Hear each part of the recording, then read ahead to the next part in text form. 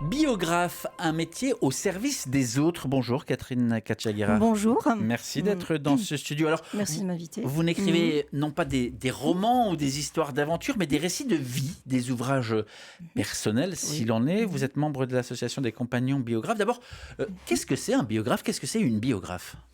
Alors, en fait, je me définis un peu comme une professionnelle de l'écrit, de la rédaction, au service de la transmission de récits intimes. Voilà, c'est l'écriture biographique, c'est un petit peu l'écriture de la confidence, de l'intime, des non-dits, parfois des secrets. Et voilà, en ça, je pense que le biographe reprend un peu le rôle du scribe pendant l'Antiquité grecque, voilà, l'Antiquité, où finalement, il parlait, autant le scribe parlait pour les puissants, pour les dieux et les rois, et alors que le biographe, à l'inverse, lui, a désacralisé un peu le livre et le rend accessible pour le plus grand nombre. Voilà, donc... Une scribe des temps modernes. Un peu. Quelles sont les raisons qui poussent comment est-ce qu'on dit, les clients, Les tout simplement, les clients, eh bien, à venir vers vous et à se tourner vers des biographes? Il y a Alors, les 3 raisons principales se résument à ça. D'abord, c'est pour transmettre, voilà, pour ne pas disparaître. Ensuite, c'est pour témoigner et puis aussi pour se libérer. Voilà, c'est vraiment les 3 motivations principales. Il y a actuellement un regain pour la biographie qui s'explique quand même par le fait qu'on est envahi par les images, etc., enfin qu'on est ultra connecté et que les gens peut-être éprouvent aussi le besoin de se reconnecter un petit peu à eux-mêmes, à leur passé, voilà, pour ralentir un peu le temps. Mais c'est pas un peu narcissique de vouloir faire écrire sur soi? Absolument pas, parce que quand on écrit une biographie, c'est par exemple sur la vie d'une personne de A à Z, hein, depuis sa naissance jusqu'à sa retraite et bien après. Voilà, en fait, c'est pas du tout qu'on se retourne et qu'on s'enferme dans le passé, c'est justement pour se tourner vers l'avenir, puisque la vocation d'une biographie, c'est la transmission de sa mémoire, finalement, pour les générations actuelles, présentes et les générations futures. Donc pour moi, c'est un peu donner des racines au présent et c'est quelque chose que je pense que les gens recherchent de plus en plus dans une société où les anciens ont perdu un petit peu leur rôle de transmission, quoi. Voilà. Donc vous aidez à transcrire des vies en récit. Est-ce que vous enjolivez un petit peu? Est-ce que vous mettez des fleurs dans le récit? Bien, j'adore faire ça, mais je reste fidèle à ce que recherche la personne qui désire avoir sa vie, voilà, qui désire en faire un livre. Je reste fidèle un petit peu à son ton, à son style et tout, et en fait, ça se fait de manière très naturelle. Soit je le fais de manière chronologique et factuelle, soit il me demande de romancer, d'utiliser justement ma plume et ma passion de l'écriture aussi pour enjoliver, non pas enjoliver, mais enfin en faire un livre qui soit attractif. Parce que c'est votre mon métier. Parce que votre vie mérite un livre, devenez-en l'auteur, c'est l'une de vos accroches. Oui. Honnêtement, est-ce que toutes les vies méritent un livre? Il y a certaines vies qui ne méritent pas de livre. Ceux qui ne méritent pas de livre, en fait, ne me demandent pas d'écrire de toute façon une biographie sur eux, je crois. Enfin, voilà. C'est pas dans un but négatif. Quand on veut écrire quelque chose, c'est pour apporter quelque chose de positif, de joyeux et d'espoir aussi. Par exemple, dans les récits de résilience, c'est pour peut-être dire que voilà, qu'on peut s'en sortir.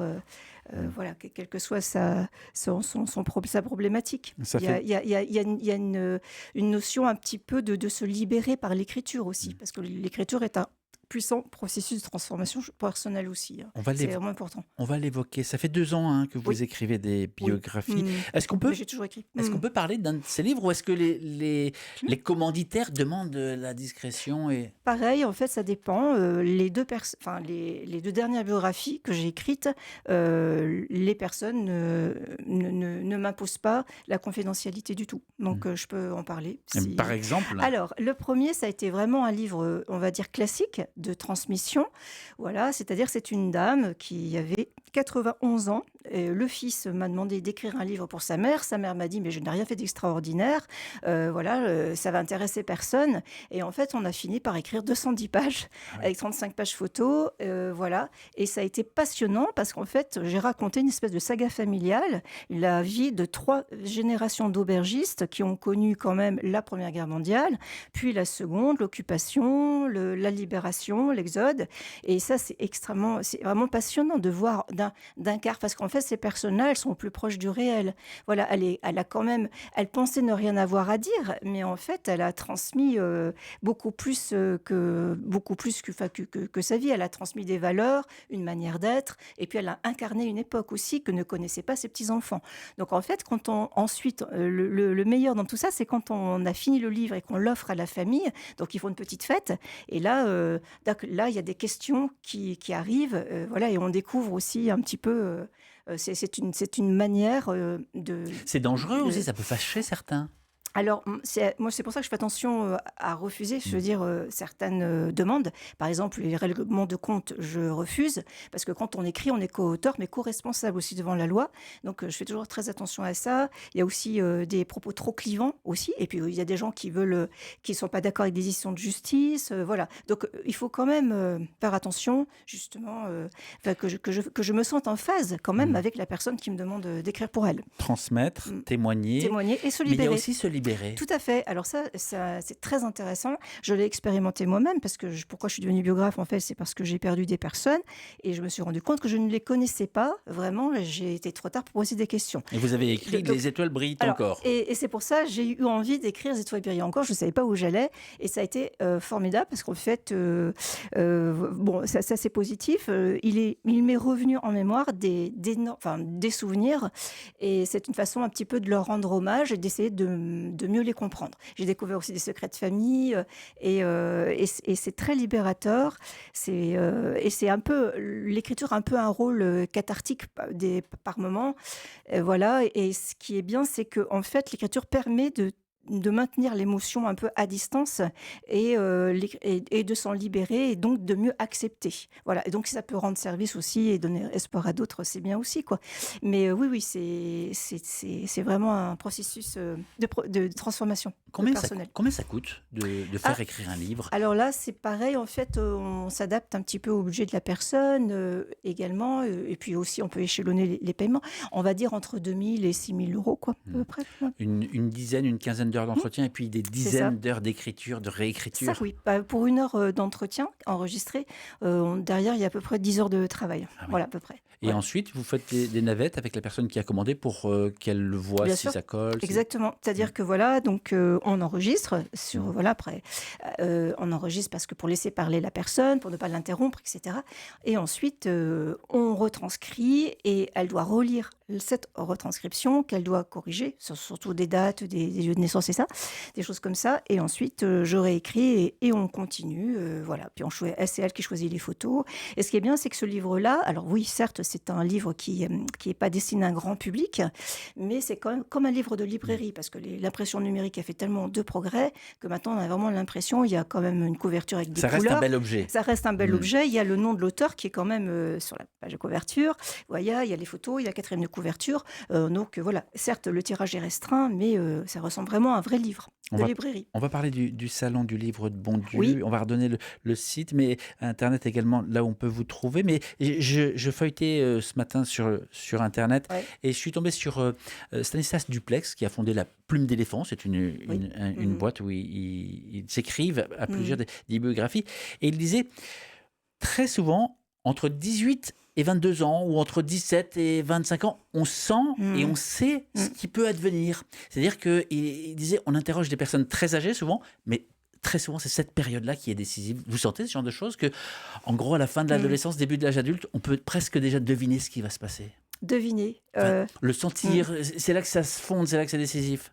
C'est-à-dire que, je pense que les personnes qui sont en demande, c'est des personnes qui ont bien vécu, qui ont déjà un vécu et puis qui ont une certaine maturité. Voilà. Maintenant, je peux aussi... donc oui, certes, comme moi, par exemple, j'ai commencé à écrire sur ma famille assez tard, quand même, parce que j'ai pris conscience de certaines choses. J'avais plus mon regard d'enfant, quoi, voilà. Voilà, maintenant... vraiment. Qu'est-ce que l'écrit permet que l'oral ne permettrait pas? Euh, en fait, c'est de tenir.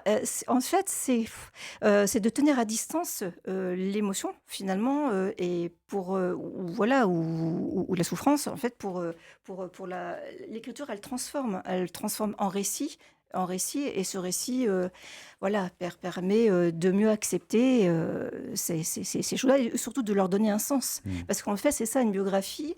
Ce que j'aime c'est qu'on tire vraiment l'essentiel de la vie d'une personne, c'est ça qui est important, c'est-à-dire quel a été son sens, quel est le sens qu'on a donné à sa vie.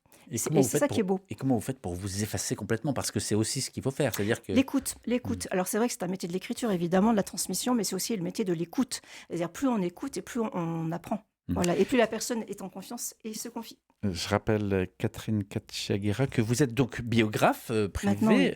On peut vous trouver sur biographenord.fr sur Internet. Et puis évidemment, on peut contact@biographenord.fr. Vous serez présente les 28 et 29 mars prochains au Salon du Livre de Bondu sur un stand sous la bannière des compagnons biographes, un réseau national de Mhm. professionnels. Pour y faire quoi? Pour y dire quoi? Pour aller à la rencontre du public, pour faire découvrir finalement ce métier, pour par exemple aussi leur proposer des jeux d'écriture, pour leur montrer l'intérêt aussi d'écrire sur soi, parce que c'est forcément, c'est pas narcissique, Mmh. c'est plutôt quelque chose qui est tourné vers les autres. Voilà et puis pour leur montrer peut-être des extraits de livres aussi, pour qu'ils puissent se projeter et se dire: «Pourquoi pas moi?» Pourquoi pas moi? C'est ce qu'ils vous disent. On s'improvise pas biographe. Comment est-ce qu'on devient biographe? Eh ben, écoutez, en fait, comment? C'est intuitif, en fait, c'est-à-dire que je viens moi j'étais cadre RH, recrutement, j'étais journaliste pendant 2 3 ans aussi, dans la presse écrite. J'ai toujours en fait, je me suis rendu compte que le fil rouge, ça a toujours été l'écriture. Voilà, l'écriture professionnelle, l'écriture personnelle et cetera. Bon, puis un amour des livres, forcément. Mmh. Je suis née un petit peu dans une famille, qui aime beaucoup écrire et lire. Pour moi, c'est la même chose, hein. Voilà et petit à petit, en fait, là où je prenais vraiment le plus de plaisir, c'était écrire pour les autres. C'était pas écrire pour moi, c'était écrire pour les autres. Pour moi, c'est plus fort que moi, quoi. Voilà, ça s'explique pas. Mmh. C'est une passion. Vous avez maintenant évidemment, j'imagine, une méthode précise, Oui, c'est-à-dire qu'on ne part pas n'importe comment. non. Et puis l'éthique, comment faites-vous pour vous assurer, par exemple, que les Mmh. faits sont justes, que les paroles Mmh. résonnent juste? Comment faites-vous pour vérifier ce genre de choses? En fait, il faut être un peu caméléon pour le Mmh. ton et le style. Effectivement, vous avez raison. Il faut vraiment se fondre un petit peu dans ce qu'on écoute. C'est l'écoute, c'est grâce à l'écoute, hein, tout ça. Voilà, c'est-à-dire qu'il faut que la personne se reconnaisse dès les premières pages. Voilà, on écrit je, hein, c'est pas voilà, on écrit pour l'autre. Je prête ma plume, hein. Voilà. Vous écrivez «je» Ou bien sûr, et c'est signé de bien la sûr. personne que vous avez rencontrée? Voilà, c'est ça. On Mmh. est un peu, on appelle ça en anglais ghostwriter. Enfin, j'aime pas tellement, mais on est des prête-plumes, des Mmh. écrivains de l'ombre, finalement. Donc, il faut vraiment avoir quand même beaucoup d'empathie, mais pas trop non plus, bien sûr. Faut rester quand même rationnel. Mais c'est surtout un travail d'écoute et se fondre et sentir les personnes qu'on a en face de soi. Voilà, et s'adapter à leur ton et comprendre ce qu'il y a derrière les mots aussi. C'est pas toujours évident. Mmh. Ce qu'ils ne disent pas, ce qu'ils n'osent pas dire. Mais plus vous les écoutez, enfin, c'est vraiment une question de rencontre de deux inconnus qui apprennent à se connaître. Et des fois, j'en sais même plus que les familles. Elles arrivent à me faire des confidences qu'elles n'auraient jamais fait à leur famille. C'est ça qui est incroyable. C'est L'idéal fou, hein. l'idéal, en fait, ce sont des enfants Ouais. qui demandent C'est les pour enfants, mmh. voilà, qui font des cadeaux soit à leurs grands-parents, soit c'est les grands-parents qui demandent à écrire pour transmettre à leurs enfants. Mmh. Ça peut être les deux, mais ça peut être aussi des jeunes qui créent des startups, par exemple, des entreprises. Ça peut être, enfin, comme je disais, il y a transmettre, il y a aussi témoigner, hein, il y a des témoignages. J'ai écrit un très très beau livre, je trouve, sur une dame, parce que c'est la dame surtout qui avait eu des problèmes d'alcoolisme, voilà. Et donc elle m'a raconté à quel point ça a affecté accepter sa vie familiale, ses enfants, son couple aussi, et quelle force elle a eue pour justement s'en sortir. Et c'est ça que j'aime, c'est qu'on montre dans la biographie quelle est la vérité de la personne, comme quelle force elle a eue pour se sortir finalement. Et donc c'est génial, quoi. Pour ses enfants, ça a été très salvateur, quoi, parce qu'ils ont redécouvert leur maman avant qu'elle soit alcoolique, cataloguée comme catholique, comme alcoolique. Qu'est-ce qui fait que votre métier continuera d'exister à l'heure de l'IA? On peut imaginer que ChatGPT ou un autre me pose des questions, je réponds, et à la fin, il me sort un livre de 200 pages. Écoutez, moi, j'ai regardé un peu tout ça. Je me suis intéressée un petit peu ce qu'on pouvait écrire avec l'intelligence artificielle. Et il n'y a rien à faire. C'est une intelligence qui est artificielle, mais pas humaine.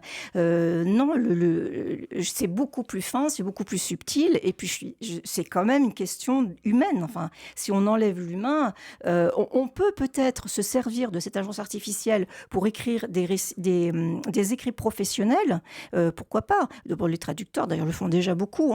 Mais les écrivains, c'est pas possible. Ou alors, il faut vraiment qu'elle soit, qu'on la développe encore plus. Mais c'est vrai, vous avez raison, c'est un danger pour les biographes et les écrivains actuellement. Ça peut présenter un danger.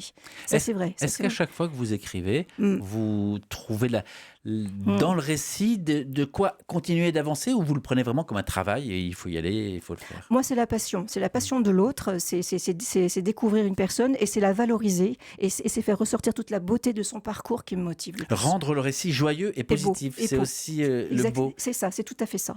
C'est ça qui m'intéresse. Donc c'est pour ça que je refuse les règlements de compte, toutes ces choses pour lesquelles de toute façon je ne suis pas du tout qualifiée. Et puis pour moi, le but d'une biographie, c'est pas du tout ça. C'est rien à voir. On a parlé concret, matériel tout à l'heure, entre 2500 et 6000 euros à peu près. Mais on a parlé d'heures de travail. Mais dans le temps, sur un calendrier, ça prend combien de temps? Alors, c'est vrai, ça dépend de la facilité à laquelle on écrit, la rapidité. On va dire, allez, entre 3 mois et 6 mois. Enfin, moi, c'est une moyenne de 5-6 mois. Entre 3 mois et 6 mois, donc ça veut dire je prends bien mon temps. Pour Noël prochain, eh bien, on peut s'y mettre dès maintenant. Oui, voilà, c'est ça. Allez sur biographenord, biographenord.fr, et on retrouvera vos coordonnées, Catherine Katchaguira. Merci beaucoup d'avoir pris le temps de venir répondre à ces questions. Je précise que vous serez effectivement au Salon du Livre de Bondy les 28 et 29 mars prochains. Vous y passerez la journée entière. Les 2 journées, voilà, exactement. Les 2 journées. 9h30 et 18h30. Et vous serez sous la bannière des compagnons biographes. Ça sert à quoi de faire partie finalement d'un réseau professionnel? Déjà, c'est un compagnonnage d'écriture où on se fait grandir les uns et les autres parce qu'on mutualise absolument toutes nos différences. On est répartis sur toute la France, et même à l'international aussi. Voilà. Et puis, on se sent un peu moins seul quand même. On peut partager nos expériences. Et puis, c'est un gage de professionnalisme surtout. Merci à vous. L'entretien va être à retrouver sur la page YouTube d'RCF Hauts-de-France et sur le site rcf.fr. Région Hauts-de-France, merci à vous. Merci beaucoup.